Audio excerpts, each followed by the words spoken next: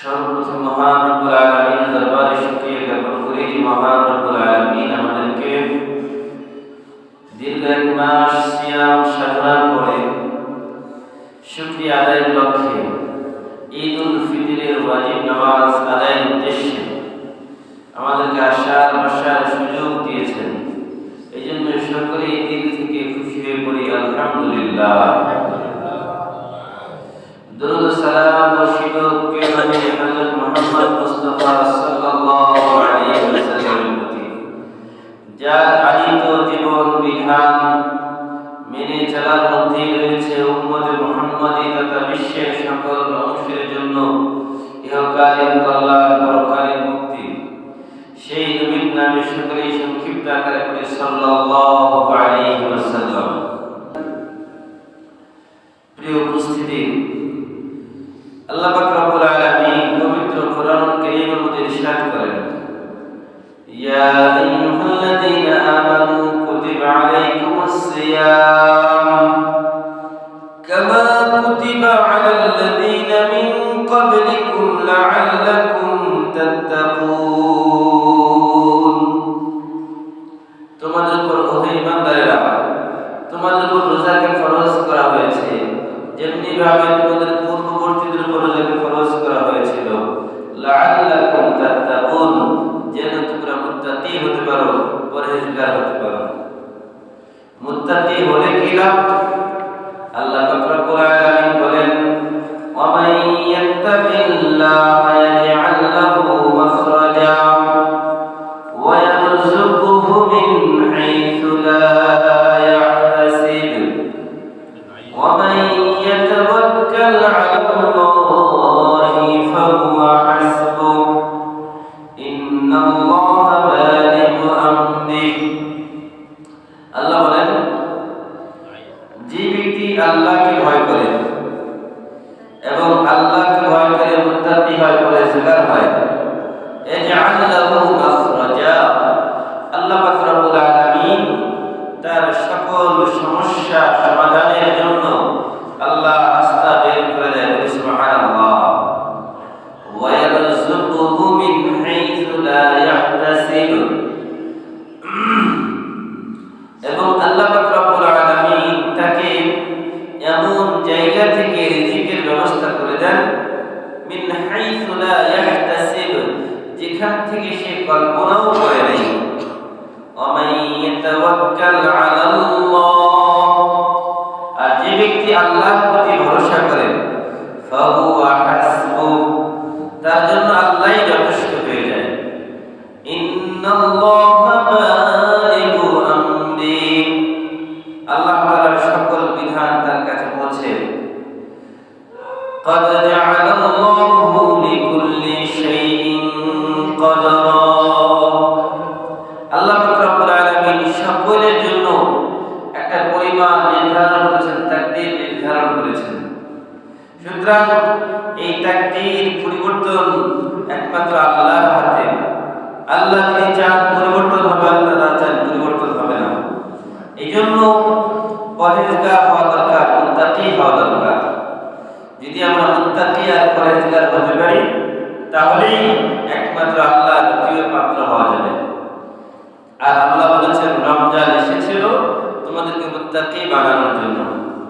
আর মুত্তাকি হবে কিভাবে? আল্লাহ পাক রব্বুল আলামিন হুদাল লিল মুত্তাকিন, কোরআন কারীম মুত্তাকিদের জন্য পথ প্রদর্শক। এখন এই মুত্তাকি কারা? মুত্তাকিদের কোয়ালিটি কি হবে? মুত্তাকির কি কি গুণ থাকবে? আল্লাহ পাক রব্বুল আলামিন বলেন, আল্লাযীনা ইউমিনুনা বিল গায়বি ওয়া ইউকিমুনাস সালাহ, যারা অদৃশ্য বিষয়ের প্রতি বিশ্বাস স্থাপন করে, ওয়া ইউকিমুনাস সালাহ, এবং যারা নামাজ প্রতিষ্ঠিত করে, ওয়া মিম্মা রাযাকনাহুম ইউনফিকুন, আর আমি আল্লাহ তাদেরকে যে রিজিক দিয়েছি ওই রিজিক থেকে তারা আল্লাহর রাস্তায় ব্যয় করে। এখন যারা মুত্তাকি তাদের এক নম্বর কোয়ালিটি হচ্ছে, এক নম্বর নম্বর গুণ হচ্ছে তারা না দেখা বিষয় বিশ্বাস করে। না দেখা বিষয়গুলো কি? এক নম্বর, আমরা আল্লাহকে কোনোদিন দেখি নাই। আমরা আল্লাহকে দেখেছি নাকি? আল্লাহকে কোনোদিন দেখিনি, কিন্তু আল্লাহ যে একজন আছে এটা আমরা বিশ্বাস করি কিনা? কি বলেন আপনারা?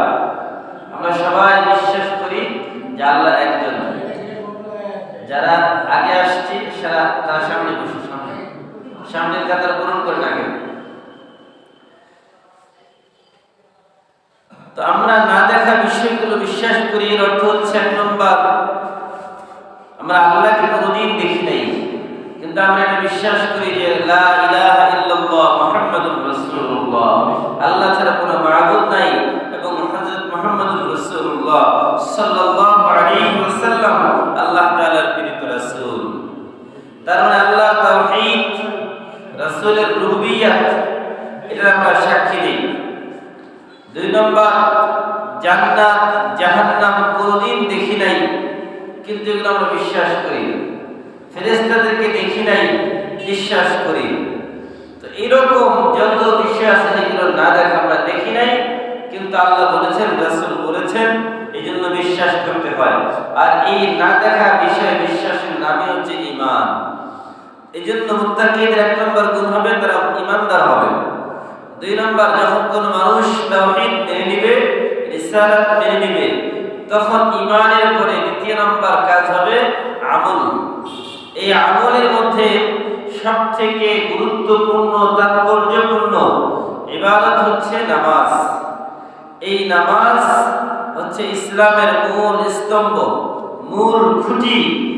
আর আল্লাহ রাসূল সাল্লাল্লাহু আলাইহি ওয়াসাল্লাম বলেছেন, বুনিয়াল ইসলামু আলা খামসিন, শাহাদাতু আল্লা ইলাহা ইল্লাল্লাহ ওয়া আন্না মুহাম্মাদান আবদুহু ওয়া রাসূলুহু ওয়া ইকামিস সালাতি ওয়া ইতাইজ যাকাতি ওয়াল হজ্জি ওয়া সাওমি রমাদান। আল্লাহর হাবিব সাল্লাল্লাহু আলাইহি ওয়াসাল্লাম বলেন, ইসলামের ভিত্তি পাঁচটি জিনিসের উপর। এক নম্বর তাওহীদ, আল্লাহ একজন, এটা স্বীকার করে নেওয়া, অন্তরে বিশ্বাস করা, কাজে পরিণত করা। দুই নম্বর নামাজ আদায় করা। তিন নম্বর যাকাত প্রদান করা। চার নম্বর রমজানের রোজা রাখা। পাঁচ নম্বর হজ করা। এক নম্বর ইবাদত হচ্ছে নামাজ। আর আল্লাহ পাক রব্বুল আলামিন বলেছেন, মুত্তাকিদের দুই নম্বর কোয়ালিটি হবে, যারা মুত্তাকি হবে তারা নামাজি হবে। ওয়া ইউকিমুনাস সালাহ, তারা নামাজি হবে। আর এই নামাজের কি ক্ষমতা! আল্লাহ পাক রব্বুল আলামিন বলেন, আকিমিস সালাতা তারাফাইন নাহারি ওয়া সুলাফাম মিনাল লাইল ইন্নাল হাসানাতি ইউযহিবুনাস সাইয়্যাত যালিকা যিকরা লিয-যাকিরিন। আল্লাহ পাক রব্বুল আলামিন বলেন যে আকিমিস সালাতা তারাফাইন নাহার, তোমরা দিনের দুই প্রান্তে নামাজ আদায় করো। তার মানে ফজর, যোহর, আসর, মাগরিব, ইশা। এই যে নামাজ যে আদায় করে, কি করে? ইন্নাল হাসানাতি ইউযহিবুনাস সাইয়্যাত, এই ভালো কাজ, নামাজ একটা ভালো কাজ, এই ভালো কাজ তোমাদের সকল পাপগুলো দূর করে দেয়। সুবহানাল্লাহ। যালিকা যিকরা লিয-যাকিরিন। আল্লাহ বলেন, এটা যারা উপদেশ গ্রহণ করে তাদের জন্য উপদেশ, যারা উপদেশ গ্রহণকারী তাদের জন্য এটা হচ্ছে উপদেশ। আল্লাহ পাক রব্বুল আলামিন বলেন, ওয়া মিম্মা রাযাকনাহুম ইউনফিকুন, এবং আমি তাদেরকে যে রিজিক দিয়েছি ওই রিজিক থেকে তারা আল্লাহর রাস্তায় বন্টন করে দেয়, আল্লাহর রাস্তায় দান করে দেয়। এই যে তিনটা বিষয়, একটা হচ্ছে না দেখা বিষয় বিশ্বাস করা, দুই নম্বর সালাত আদায় করা, তিন নম্বর আল্লাহর রাস্তায় দান করা। এগুলো হচ্ছে ঈমানদার, যারা মুমিন, যারা মুত্তাকি, মুত্তাকিদের কোয়ালিটি। এরপর আল্লাহ বলেন মুত্তাকিদের আরো কিছু কোয়ালিটি আছে। কই কি? ওয়াল্লাযীনা ইউমিনুনা বিমা উনজিলা ইলাইকা ওয়া মা উনজিলা মিন ক্বাবলিক, যারা বিশ্বাস করে ওই সকল বিষয়ের প্রতি যা আপনার কাছে নবী আল্লাহ পাক রব্বুল আলামিন পাঠিয়েছেন, অর্থাৎ কিতাব, যে আসমানি কিতাব আপনার কাছে আল্লাহ পাঠিয়েছেন, ওই আসমানি কিতাবগুলো তারা বিশ্বাস করে। ওমা উনজিলা মিন ক্বাবলিক, আপনার পূর্বেও যত কিতাব পাঠানো হয়েছে এগুলোর প্রতিও তারা বিশ্বাস করে। ওয়া বিল আখিরাতি হুম ইউকিনুন,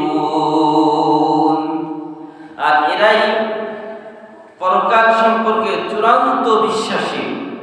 পরকাল সম্পর্কে তাদের কোনো দ্বিধা দ্বন্দ্ব নাই, পরকালে তারা সম্পূর্ণ বিশ্বাসী।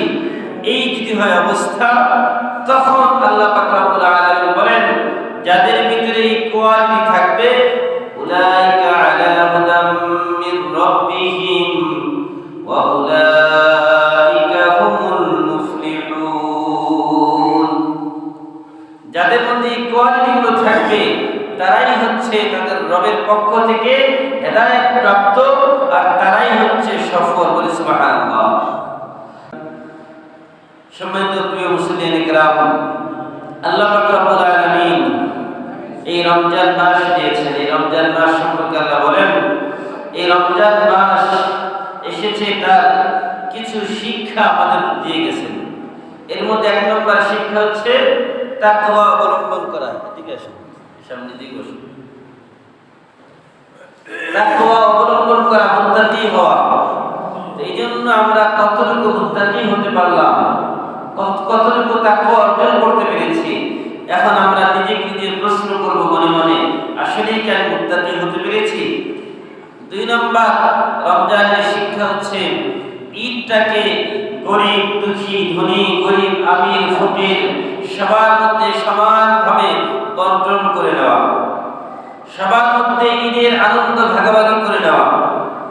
একজন মুসলমান আরেকজন মুসলমানের ভাই হিসেবে ভাইয়ের ঈদের আনন্দ ভাগাভাগি করবে।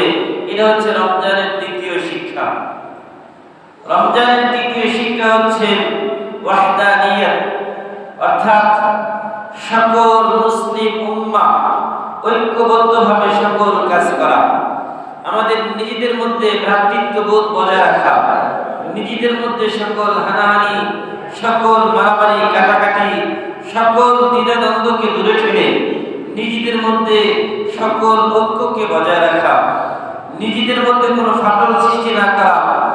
আজকে যেমনি ভাবে আমরা এক কাতারে দাঁড়িয়ে সকল ধনী গরিব আমির ফকির মিসকিন এক কাতারে দাঁড়িয়ে আমরা সালাত আদায় করব, ঠিক তেমনি ভাবে আমাদের বাড়িতে, আমাদের সমাজে, সব জায়গায় যেন আমাদের অবস্থানটা সহ অবস্থান কাছাকাছি হয়। এই জন্য রমজানের গুরুত্বপূর্ণ এই তিনটি শিক্ষা আমাদেরকে রমজান শিক্ষা দিয়ে গেছে। রমজানে কিছু পুরস্কার আল্লাহ রাসূল বলেছেন, আল্লাহ তাআলা ইমানদারদের রমজান উপলক্ষে কিছু পুরস্কার দিবেন। যারা এক মাস রোজা রেখেছেন, সিয়াম সাধনা করেছেন, তাদের প্রথম পুরস্কার আল্লাহ পাক রব্বুল আলামিন বলেছেন, আস-সাওমু লি ওয়া আনা আজজি বিহি, রোজা আমার জন্য আর আমি আল্লাহ নিজে এই রোজার প্রতিদান দান করব। বলি সুবহানাল্লাহ। আল্লাহ রাসূল বলেন যে প্রত্যেকটা জিনিসের প্রতিদান আমি দিয়ে দিই দুনিয়ার মধ্যেই প্রত্যেক জিনিসের প্রতিদান দিয়ে দেওয়া হয়। সেটা কত? একে 10, একে 70, একে 700, একে 7 লক্ষ, একটা পরিমাণ থাকে। কিন্তু রোজার প্রতিদান একমাত্র আমি আল্লাহ দিব। বলে কেন? কারণ হচ্ছে এই রোজা থাকার কারণে সে দিনের বেলা না খেয়েছিল, বৈধ সকল কাজ থাকার জানার পরেও সে এগুলো থেকে বিরত ছিল, আর রাতের বেলা দাঁড়িয়ে দাঁড়িয়ে কিয়ামুল লাইল, তারাবির নামাজ আদায় করেছে, তাহাজ্জুদের সালাত আদায় করেছে, নিজেকে রাতের বেলা নামাজে দাঁড় করিয়ে রেখেছে, আর দিনের বেলা সে রোজা রেখেছে। আর এই কারণেই আল্লাহ পাক রব্বুল আলামিন বলেন যেটা আমার জন্য রোজা রেখেছে। আর এই রোজার মধ্যে কোনো লৌকিকতা নাই, রোজার মধ্যে কোনো লৌকিকতা নেই। কেন? রোজা কেউ যদি চায় গোপনেও খেয়ে ফেলতে পারে, কিন্তু সবাই জানে এই যে আমি যদি খেয়ে ফেলি রোজাটা ভেঙে যাবে, কিন্তু একমাত্র দুনিয়ার কেউ না দেখুক, আল্লাহ তো দেখেন, এই একমাত্র আল্লাহর ভয়ে সে রোজা ভাঙে না। তা না হলে দুনিয়াতে খাওয়ার অনেক সুযোগ সুবিধা আছে, এরপরে মানুষ খায় না কেন? আল্লাহর ভয়ে। এই জন্য আল্লাহ রাসূল বলেছেন কিয়ামতের ময়দানে এই রোজার পুরস্কার স্বয়ং আল্লাহ তাআলা নিজের হাতে তার বান্দাদেরকে দান করবেন। সুবহানাল্লাহ। রোজাদারের দ্বিতীয় নম্বর পুরস্কার, রোজাদারের জন্য আল্লাহ পাক রব্বুল আলামিন জান্নাতের মধ্যে স্পেশাল ভাবে একটি গেট তৈরি করেছেন। ওই গেটের নাম হচ্ছে রায়্যান।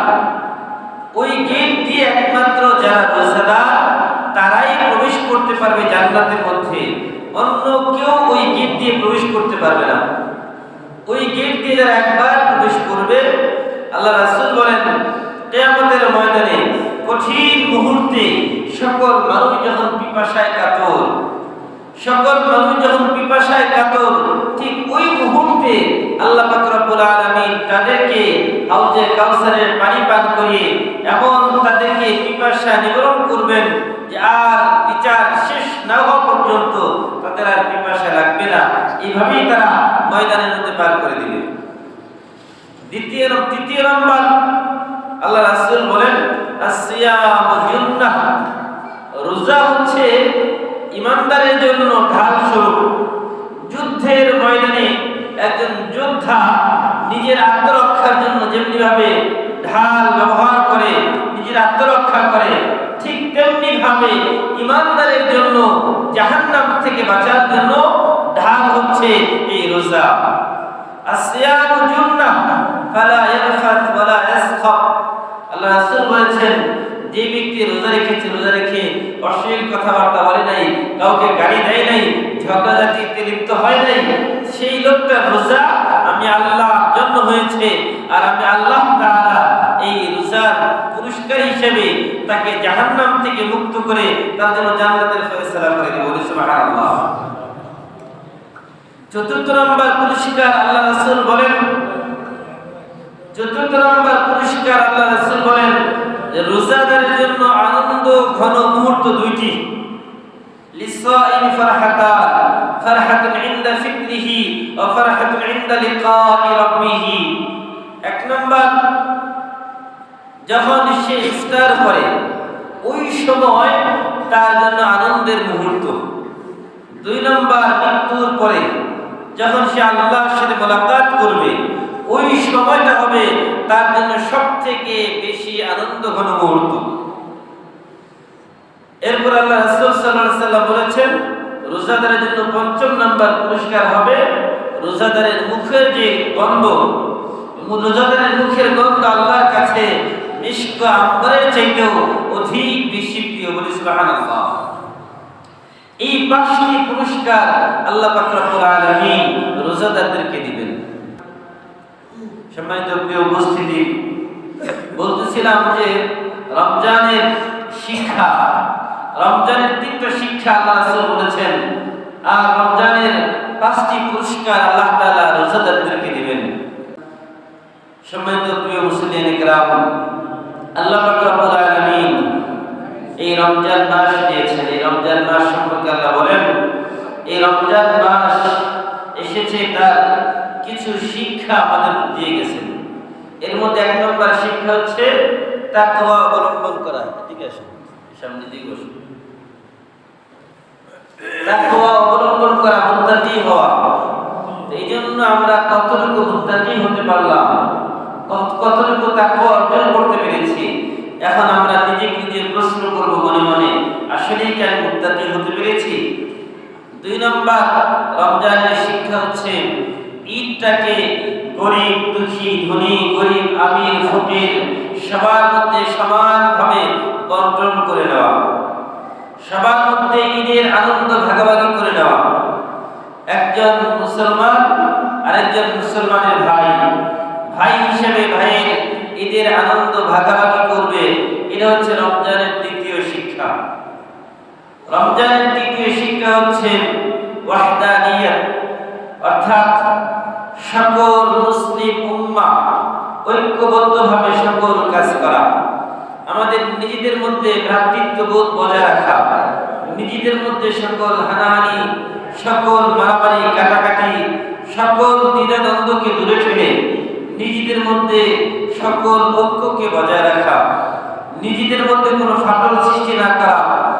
আজকে যেমনি ভাবে আমরা এক কাতারে দাঁড়িয়ে সকল ধনী গরিব আমির ফকির মিসকিন এক কাতারে দাঁড়িয়ে আমরা সালাত আদায় করব, ঠিক তেমনি ভাবে আমাদের বাড়িতে, আমাদের সমাজে, সব জায়গায় যেন আমাদের অবস্থানটা সহ অবস্থান কাছাকাছি হয়।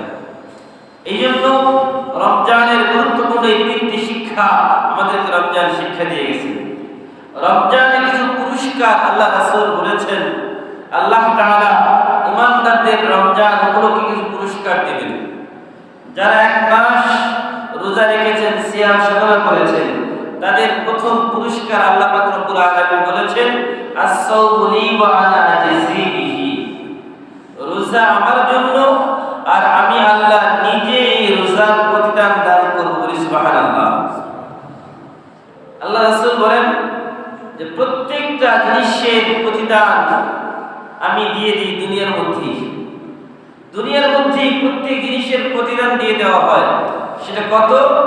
একে 10, একে 70, একে 700, একে 7 লক্ষ, একটা পরিমাণ থাকে। কিন্তু রোজার প্রতিদান একমাত্র আমি আল্লাহ দিব। বলে কেন? কারণ হচ্ছে এই রোজা থাকার কারণে সে দিনের বেলা না খেয়েছিল, বৈধ সকল কাজ থাকার জানার পরেও সে এগুলো থেকে বিরত ছিল, আর রাতের বেলা দাঁড়িয়ে দাঁড়িয়ে কিয়ামুল লাইল, তারাবির নামাজ আদায় করেছে, তাহাজ্জুদের সালাত আদায় করেছে, নিজেকে রাতের বেলা নামাজে দাঁড় করিয়ে রেখেছে, আর রাতের দিনের বেলা সে রোজা রেখেছে। আর এই কারণেই আল্লাহ পাক রব্বুল আলামিন বলেন, এটা আমার জন্য রোজা রেখেছে।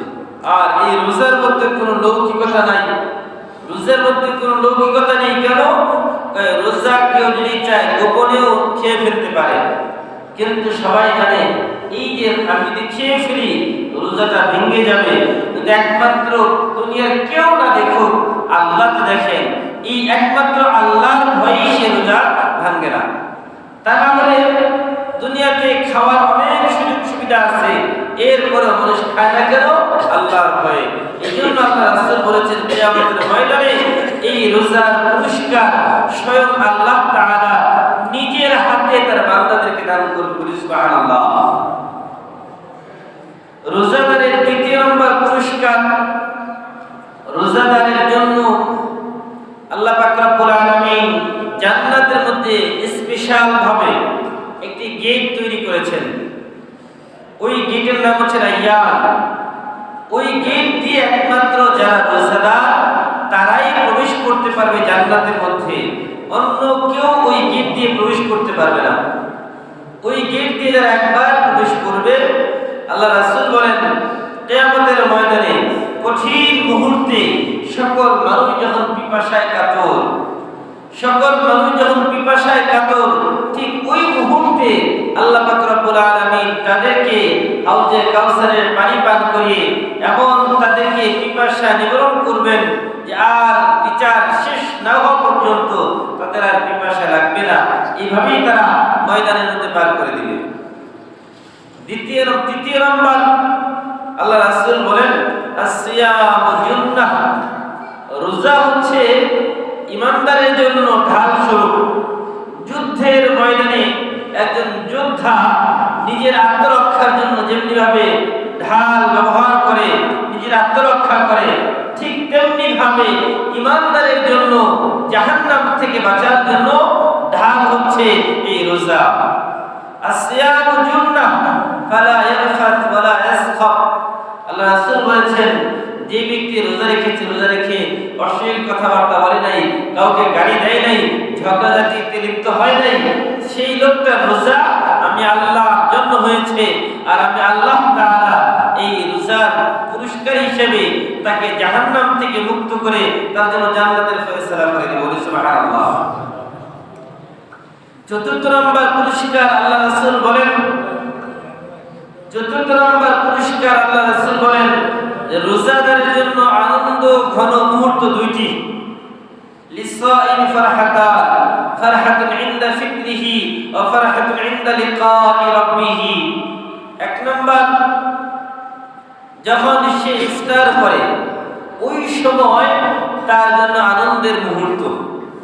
দুই নম্বর, মৃত্যুর পরে যখন সে আল্লাহর সাথে মোলাকাত করবে ওই সময়টা হবে তার জন্য সবথেকে বেশি আনন্দ ঘন মুহূর্ত।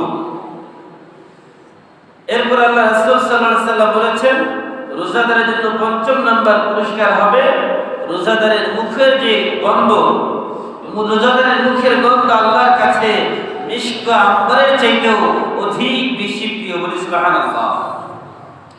এই 5টি পুরস্কার আল্লাহ পাক রব্বুল আলামিন রোজাদারদেরকে দিবেন। বলতেছিলাম যে রমজানের শিক্ষা, রমজানের 3টা শিক্ষা আল্লাহ রাসূল বলেছেন, আর রমজানের 5টি পুরস্কার আল্লাহ তাআলা রোজাদারদেরকে দিবেন। এই আজকের ঈদুল ফিতর কার জন্য? আজকের ঈদুল ফিতর একমাত্র তাদের জন্য যারা এক মাস রোজা রেখেছে। রোজা রাখার কারণে আজকে তাদের পারিশ্রমিক নেওয়ার দিন। তাদেরকে পারিশ্রমিক দিবেন আল্লাহ তাআলা যারা রোজা রেখেছে। এই জন্য তাদেরকে আল্লাহ তাআলা আজকে গুনাহ মাফ করে, তাদের জীবনের সকল গুনাহগুলো মাফ করে আল্লাহ জান্নাতের ফয়সালা করে দেন। বলেন আমিন।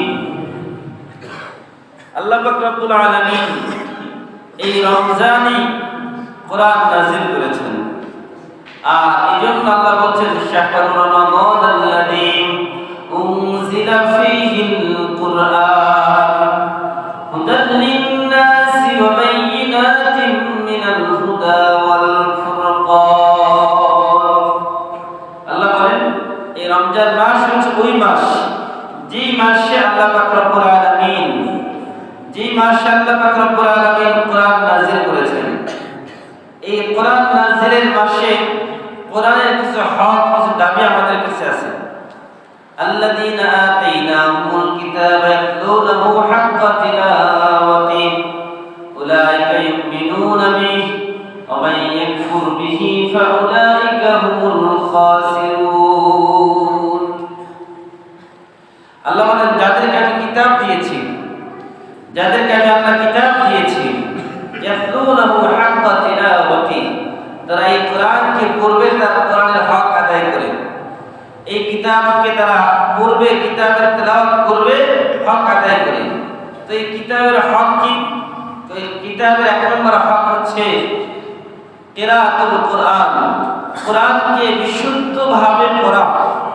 এটা হচ্ছে কোরআনের 1 নম্বর দাবি। কোরআনের দাবি হচ্ছে কোরআনের উপর বিশ্বাস করা, আল্লাহর বাণীকে বিশ্বাস করা। কিরাআতুল কোরআন এটাকে খুব সুপ্রসিদ্ধভাবে, সুস্পষ্ট ভাষায় এটাকে আমাদের শিখতে হবে। 2 নম্বর হচ্ছে এটাকে আমাদের নিয়মিত তেলাওয়াত করা, তেলাওয়াতুল কোরআন, তেলাওয়াতুল কোরআন, নিয়মিত তেলাওয়াত করা। 3 নম্বর ফাহমুল কোরআন, কোরআনকে বুঝে বুঝে তেলাওয়াত করা। 4 নম্বর তাদাব্বুরুল কোরআন, কোরআন নিয়ে একটু চিন্তা করা, কোরআন নিয়ে গবেষণা করা। 5 নম্বর আমালুল কোরআন, কোরআনে যা আছে এগুলোর উপরে আমল করা। 6 নম্বর ইকামাতুল কোরআন, কোরআনে যা আছে কোরআনের বিধানগুলোকে জমিনে বাস্তবায়ন করা। এই 6টা দাবি কোরআনের আমাদের কাছে। আর যদি কোরআনের দাবি আমরা না মানি, কোরআনের হক যদি আমরা না মানি, তাহলে আমাদের ক্ষতি কোথায়? আল্লাহ পাক রব্বুল আলামিন বলেন ওয়াকালার রাসূল ইয়া রাব্বি ইন্না কওমি ইত্তাখাযু হাযাল কুরআনা মাহজুরা। ওয়াকালার রাসূল ইয়া রাব্বি ইন্না কওমি ইত্তাখাযু হাযাল কুরআনা মাহজুরা। আল্লাহ বলেন কিয়ামতের ময়দানে রাসূল বলবেন, আল্লাহ আমার এই উম্মাহ, আমার এই জাতি, এরা কোরআনকে পরিত্যাগ করেছে, এরা কোরআনকে ধরে নাই, কোরআনকে স্পর্শ করে নাই, কোরআনকে পড়ে নাই, কোরআন বোঝার চেষ্টা করে নাই, কোরআনের উপর আমলও করে নাই। আল্লাহর আদালতে রাসূল সাল্লাল্লাহু আলাইহি ওয়াসাল্লাম মামলা দায়ের করবেন, আল্লাহর আদালতে মামলা দিবেন। এইজন্য রাসূল যদি আমাদের বিরুদ্ধে আল্লাহর আদালতে মামলা দেয়, তাহলে আমাদের বাঁচার উপায় আছে বলেন? কোনো উপায় থাকবে না। এই জন্য কোরআনের যে দাবি, কোরআনের যে হক, সেই হক আমাদের পালন করতে হবে। শুধু কোরআনের হক পালন করলে হবে না, কোরআনের হকের পাশাপাশি হাক্কুল মুসলিমি আলাল মুসলিমি সিদ্দুন, যে একজন মুসলমানের উপর আরেকজন মুসলমানের 6টি হক রয়েছে। রদ্দুস সালাম, যদি কেউ কাউকে সালাম দেয় তাহলে সালামের প্রত্যুত্তর করা। ওয়া ইয়াদাতুল মারিজ, যদি কেউ অসুস্থ হয়ে যায় তাকে দেখতে যাওয়া। ওয়া ইত্তিবাউল জানাইজ, যদি এলাকায় কেউ ইন্তেকাল করে, মৃত্যুবরণ করে, তাহলে তার জানাজায় শরীক হওয়া। ওয়া তাশমীতুল আতিসি, কেউ যদি হাসি দেয় তাহলে হাসির জবাব দেওয়া। আল্লাহ রাসূল সাল্লাল্লাহু আলাইহি ওয়াসাল্লাম বলেন, আদ-দীনু আন-নাসিহা, যদি কেউ আপনার কাছে কোনো নসিহত চায়, উপদেশ চায়, তাহলে তাকে উপদেশ দেওয়া, নসিহত করা। এগুলো হচ্ছে বান্দার হক। এর মধ্যে সবথেকে বড় হক হচ্ছে পিতামাতার সন্তানের কাছে।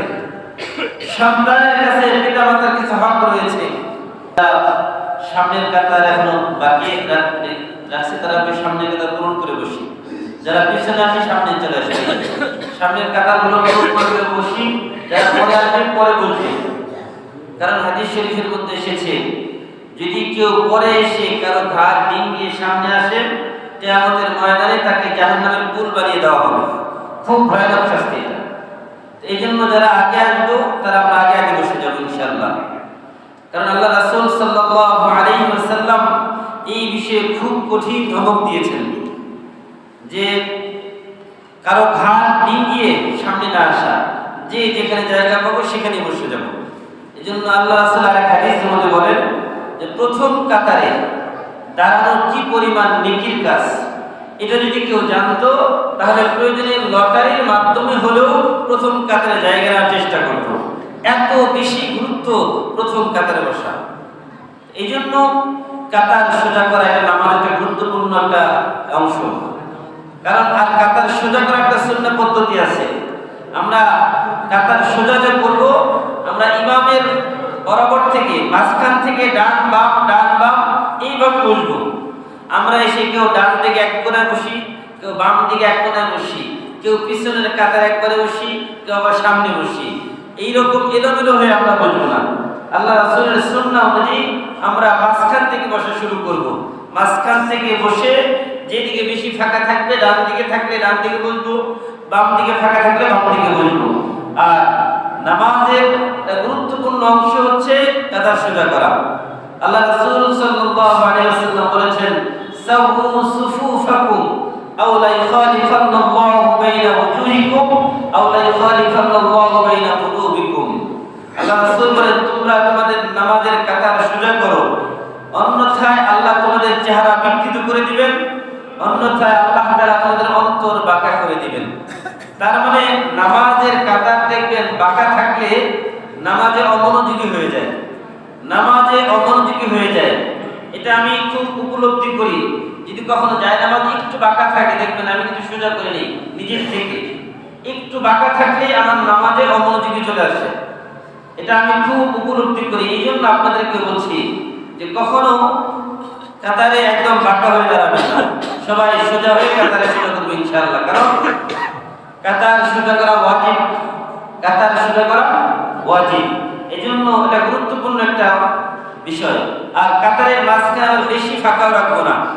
আমরা আবার অনেকেই এত বেশি ফাঁকা রাখি যে দুইজন চাপাচাপি করলে মাঝখানে আরেকজন দাঁড়ানো যায়, এটাও করা যাবে না। আবার একদম বেশি চাপাচাপি করা যাবে না যে রুকু সিজদা করতে অসুবিধা হয়ে যায়। স্বাভাবিকভাবে আপনার আমার যতটুকু জায়গা প্রয়োজন ততটুকু আমরা জায়গা নিয়ে দাঁড়াবো। মাঝখানে বেশি ফাঁকা রাখবো না, আবার বেশি চাপাচাপিও হবো না। তো রমজান মাস আমাদের কি বার্তা দিয়ে যাচ্ছে?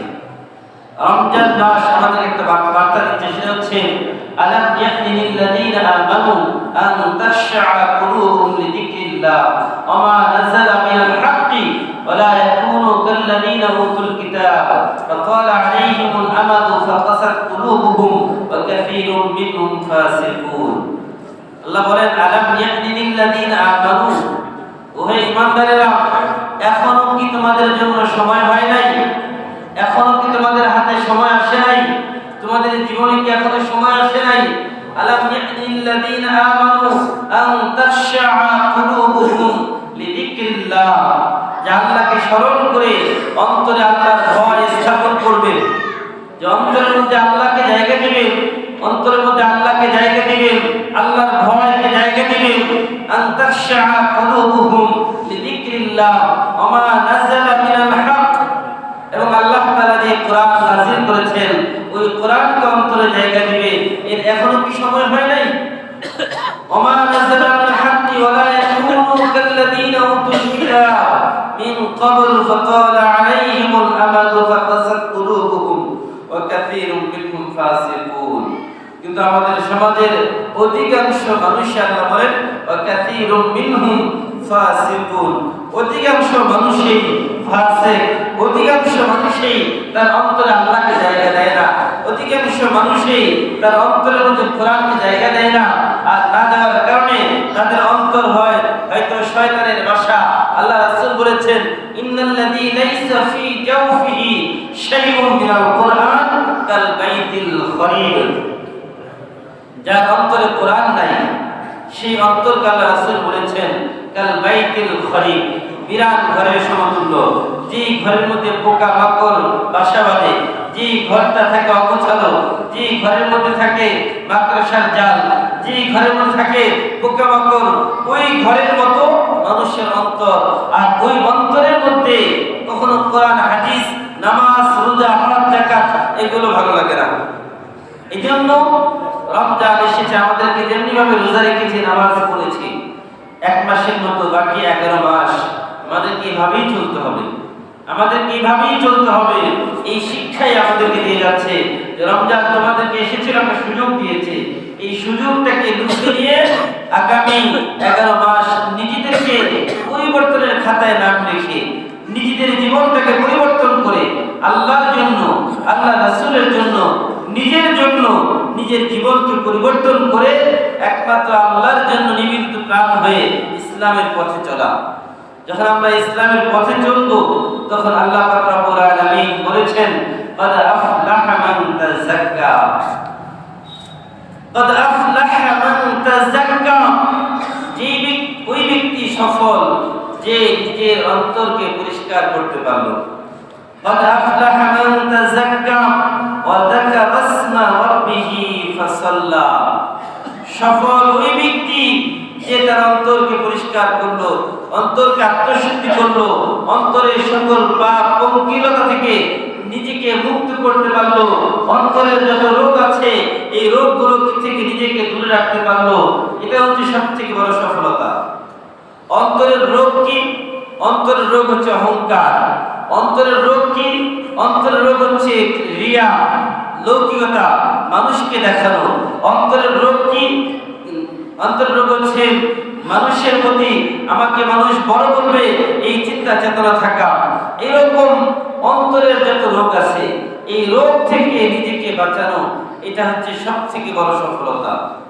আল্লাহ পাক রব্বুল আলামিন বলেন ইন্নাল্লাহা লা ইউহিব্বুল মুতাকাব্বিরিন, আল্লাহ পাক রব্বুল আলামিন কোন অহংকারীকে পছন্দ করেন না। যারা অহংকারী তাদেরকে আল্লাহ পাক রব্বুল আলামিন পছন্দ করেন না। ইন্নাল্লাহা লা ইউহিব্বুল খাইনিন, যারা খেয়ানতকারী তাদেরকে আল্লাহ পছন্দ করেন না। ইন্নাল্লাহা লা ইউহিব্বুল মু'তাদিন, যারা সীমালঙ্ঘনকারী তাদেরকে আল্লাহ পছন্দ করেন না। আল্লাহ পাক রব্বুল আলামিন এজন্য বলেছেন যে তোমরা আল্লাহ পাক রব্বুল আলামিনের বিধান মেনে চলো। আল্লাহর বিধান মানার মধ্যেই রয়েছে মানুষের জন্য কল্যাণ। قد أفلح من تزكى, যারা নিজেদের আত্মশুদ্ধি করলো তারাই সবথেকে বড় সফল। আর আত্মশুদ্ধির মাধ্যম কি? وذكر اسم ربه فصلى, 1 নাম্বার অন্তর পরিষ্কারের জন্য বেশি বেশি করে জিকির করা, বেশি বেশি করে জিকির করা, সকাল সন্ধ্যা দুপুর এইভাবে সময় করে করে জিকির করা। জিকির কি করবেন? সুবহানাল্লাহ ওয়ালহামদুলিল্লাহ ওয়া লা ইলাহা ইল্লাল্লাহ ওয়াল্লাহু আকবার, সুবহানাল্লাহ ওয়ালহামদুলিল্লাহ ওয়া লা ইলাহা ইল্লাল্লাহ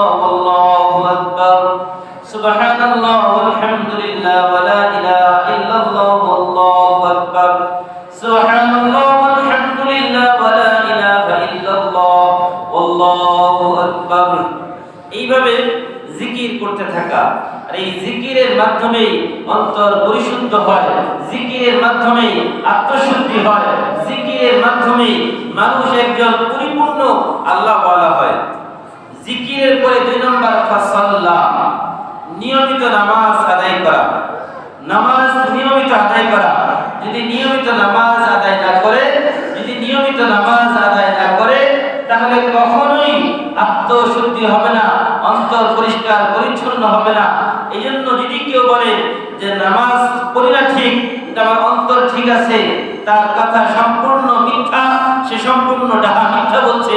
কারণ আল্লাহ বলছেন যে ওই ব্যক্তির অন্তর পরিশুদ্ধ, ওই ব্যক্তির অন্তর ভালো যে নামাজ পড়ে, আর যে নামাজ পড়ে না তার অন্তর কখনো ভালো হতে পারে না। এই জন্য নামাজ না পড়লেও অন্তর ঠিক আছে এই কথা ঠিক নাই। আল্লাহু আকবার, আল্লাহু আকবার, লা ইলাহা ইল্লাল্লাহ, আল্লাহু আকবার, আল্লাহু আকবার, ওয়ালিল্লাহিল হামদ। প্রিয় এলাকাবাসী, এখনো যারা আসি নাই, আমরা অতি সত্বর দ্রুত চলে আসি। আর অল্প কয়েক মিনিট পরে ইনশাআল্লাহ ঈদুল ফিতরের জামাত অনুষ্ঠিত হবে ইনশাআল্লাহ। আর আমরা বাচ্চাদেরকে সাথে রাখি।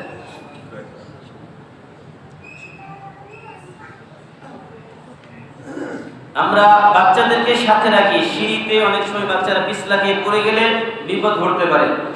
ছোট বাচ্চাদেরকে আমরা সাথে রাখি ইনশাআল্লাহ। আল্লাহু আকবার, আল্লাহু আকবার, লা ইলাহা ইল্লাল্লাহ, আল্লাহু আকবার, আল্লাহু আকবার, ওয়ালিল্লাহিল হামদ।